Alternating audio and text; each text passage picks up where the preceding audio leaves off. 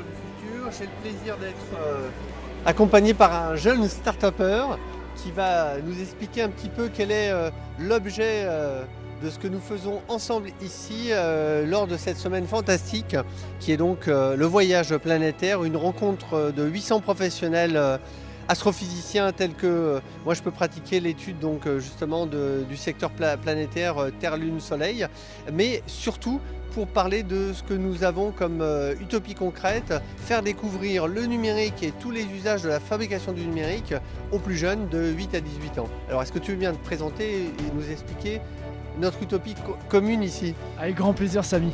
Donc on s'est rencontrés cette année, il n'y a pas très longtemps. Et ce qui t'intéressait du coup c'était toute la partie chaîne numérique 3D qu'on intègre chez nous, chez Aptatio en fait. On est une jeune start-up basée à Rezé, de la Jules Verne Manufacturing Valley.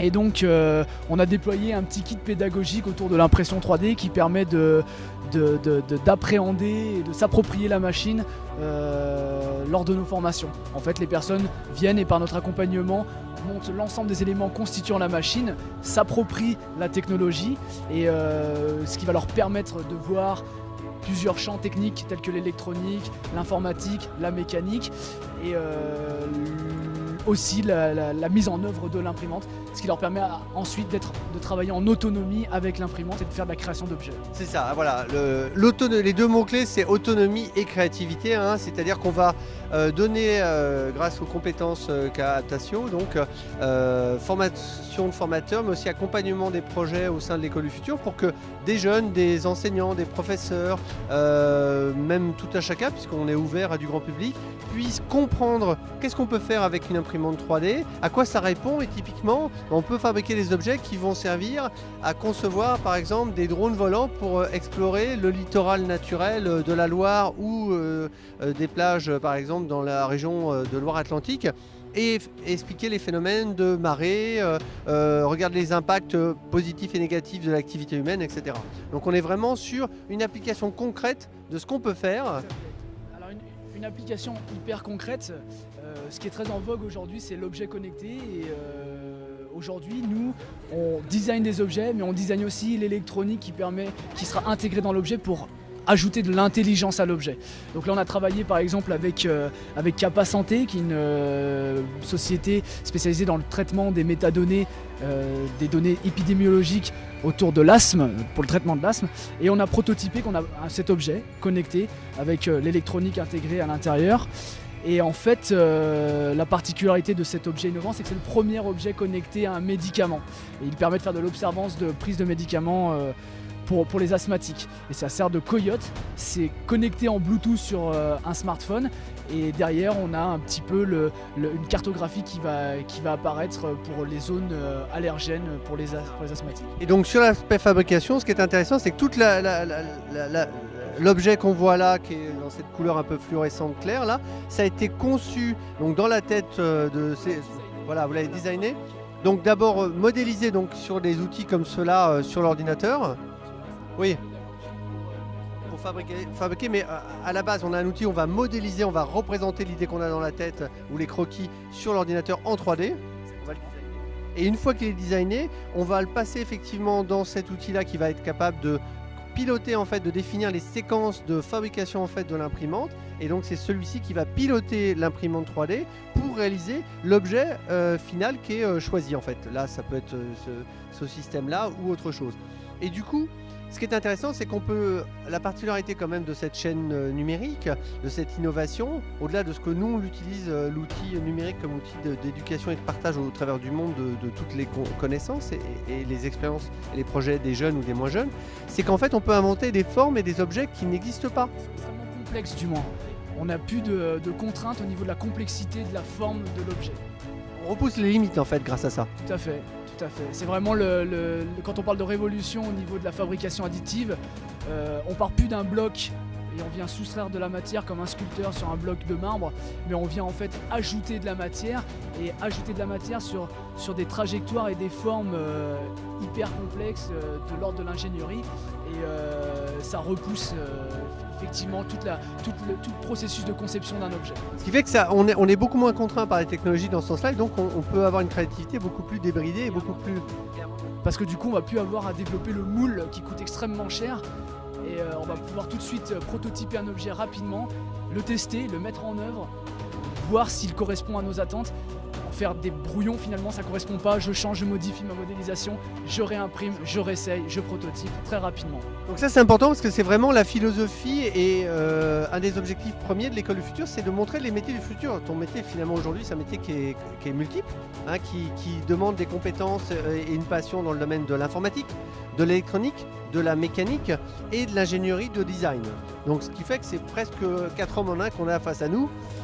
Et du coup c'est vraiment ces enjeux-là, l'avenir c'est d'ores et déjà que ça se joue, et donc ce qu'on souhaiterait nous au sein de l'école du futur, ce qui fonctionne déjà, c'est que des jeunes comme toi en fait soient en valeur d'exemple de ce qu'on peut faire, et que du coup surtout on parlait de coût, mais effectivement le coût de ces imprimantes aujourd'hui est assez accessible pour des organisations comme la nôtre, et on peut donc faire découvrir d'ici à ce que ça se généralise, et peut-être je sais pas s'il y aura un jour dans des quartiers une imprimante partagée pour 3D, hein, comme on a aujourd'hui des imprimantes partagées. C'est des Fab Labs, hein. Voilà, Il va y avoir des Fab Labs dans chaque quartier. Et donc du coup, en tout cas nous, avant que cette ère-là puisse arriver, qu'on puisse répondre et réaliser des outils ou répondre à des problématiques ou donc de nouvelles solutions, l'idée c'est qu'on a conçu un ensemble d'écoles numériques mobiles, dont le Fab Lab Junior. Et cette idée justement, et d'où notre partenariat, c'est d'installer donc cette imprimante qui a une capacité d'itinérance, parce qu'elle est assez compacte, avec un système de rangement. Le principe, je te coupe Samy, excuse-moi, c'est juste qu'on peut en fait replier. Alors c'est une mécanique qui a été développée par Tobeka. Nous on a redesigné la machine, on l'a repensée, et en fait ce qui permet de replier la mécanique sur elle-même, et ensuite hop, de slider Mais en fait, c'est pour rester dans un langage français, donc effectivement, on voit qu'il est très international. Et donc du coup, c'est effectivement comme un tiroir finalement très compact. Et ça, l'intérêt, c'est que c'est pas compliqué à déplacer. C'est quand même fragile, il faut y faire attention, mais c'est robuste. On peut l'installer dans notre remorque ou dans notre triporteur et circuler dans les rues de Nantes pour aller dans tel établissement ou dans telle entreprise avec laquelle on va monter avec les jeunes un projet de développement. Hein, et un projet de développement qui peut donc avoir une réalité, pas juste je fais un petit porte-clés, ce qui peut déjà être sympathique pour comprendre comment on conçoit et on fabrique un objet simple, mais on peut concevoir des pièces pour fabriquer des équipements d'observation comme on va l'installer dans ces pêcheries pour les observateurs naturels. On peut fabriquer des éléments de télescope pour que une classe donnée puisse fabriquer son propre télescope, etc. etc. Tout ce qui va être boîte pour incorporer de l'électronique comme les cartes Raspberry ou Arduino qui sont de plus en plus répandues, qui sont des plateformes open source pour la partie Arduino. Qui est informatique, des mini-ordinateurs en fait de poche. Ouais, c'est ça, pour simplifier. Ouais. Très concrètement, l'exemple que tu donnes est plus que pertinent, puisque au sein de l'école du futur, les observatoires naturels, c'est des observatoires bioclimatiques où sont déjà en train d'être développés ces petits équipements-là pour pouvoir avoir des espèces d'ordinateurs en fait intelligents qui vont mesurer régulièrement la température ou le niveau de pluviométrie ou l'acidité de l'eau ou la mesure du CO2, et donc expliquer les phénomènes de changement climatique ou simplement d'activité du vivant. Hein. Donc voilà, on voit bien l'ensemble d'espèces de super, finalement, je pourrais la qualifier d'un super outil polyvalent. C'est l'outil de l'atelier du futur. Voilà. On parle dans la région sur Nantes, avec la Jules Verne Manufacturing Valley, de l'usine du futur. Pour les quartiers, pour le citoyen lambda, voilà, l'atelier du futur dans son garage, il y aura une imprimante 3D, tout simplement.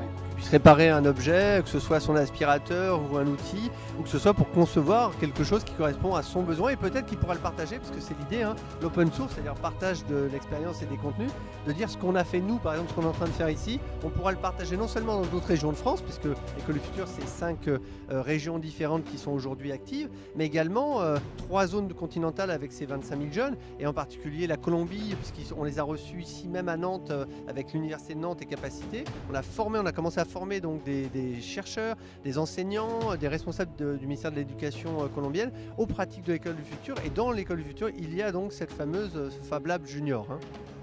Et ce qui est très intéressant aussi, c'est en fait la grande problématique, c'est de concevoir un objet. On se dit designer un objet, c'est compliqué. Mais aujourd'hui, il existe de plus en plus de bibliothèques en ligne où on peut venir facilement sur Internet télécharger un modèle comme celui-là. Ça, c'est un modèle qu'on a téléchargé sur Internet parce qu'on avait une carte, une Raspberry standard à intégrer. Et voilà, donc on peut télécharger l'objet. C'est pas nous qui l'avons designé, mais on peut le fabriquer rapidement chez soi sans passer par un fournisseur lambda. C'est ça, donc on n'est pas obligé d'aller dans une boutique. Finalement, on peut, dans le pôle, en tout cas, comme ceux qu'on met en place avec toi, donc sur la région, ces Fab Labs, pour les plus jeunes, et on pourrait donc imaginer qu'on peut reprendre cette pièce-là à l'identique, ou si par exemple on veut y rajouter ne serait-ce qu'un équipement complémentaire, et du coup on va pouvoir, à partir de ce fichier qui existe déjà informatique, le modifier, l'enrichir finalement, et le remettre à disposition de l'ensemble de la communauté, et ça tout autour du monde. Donc c'est cette nouvelle logique, plus qu'une nouvelle économie, c'est une nouvelle logique de collaboration qui permet justement une nouvelle économie et d'avoir une approche de service de proximité finalement. Exactement. Tout en étant connecté avec des gens qui sont à l'autre bout du monde. Voilà. Merci infiniment. Merci Samy. Et puis on nous souhaite bon voyage sur Terre pour ces aventures vers l'espace. À bientôt, merci.